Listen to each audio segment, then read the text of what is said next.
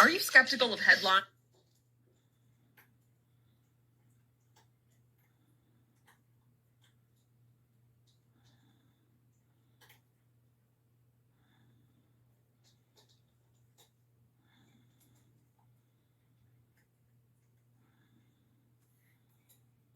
West Central Mountains and southwestern Idaho just before 10:30 this morning.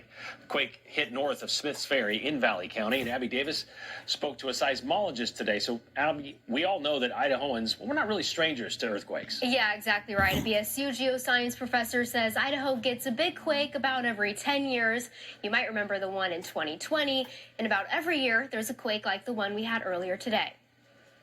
Patch potholes in pavement, will buy gravel for roads. A typical Monday Valley County Board of Commissioners meeting until... Two. Earthquake. Earthquake! It is an earthquake. A big one. A 4.9 quake over in a few seconds.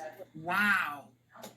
That's the biggest one I've felt in Valley County. We are in earthquake zone, so this is not uncommon for us to feel these. Normally, they're not this large. USGS data shows the quake happened just north of Smiths Ferry. Since then, there's been a number of aftershocks. It scared me because initially I thought I'd been hit with a wall of snow or something because of the big boom it made in my house. It was what we call a strike slip earthquake, meaning that the ground moves sideways against relative to itself.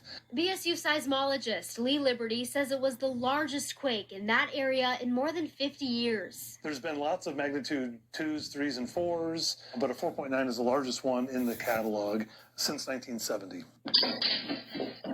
People felt it not only in the West Central Mountains, but throughout southwest Idaho. Check out this video from a Garden Valley house.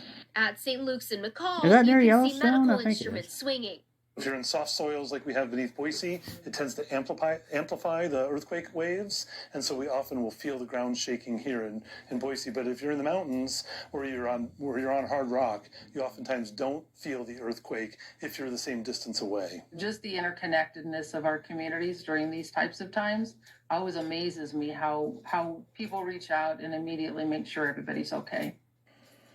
Liberty says most of Idaho's earthquakes happen in rural areas. He says today's quake is a good reminder to brush up on emergency preparedness, so figuring out safe places in your home and remembering to duck and cover if there is an earthquake. Just things like that, Brian. And have a plan in case the power goes out or gas lines go out, those kind of things as well. Yeah, and many times you feel like those two, or we get those twos, you don't really feel those very much.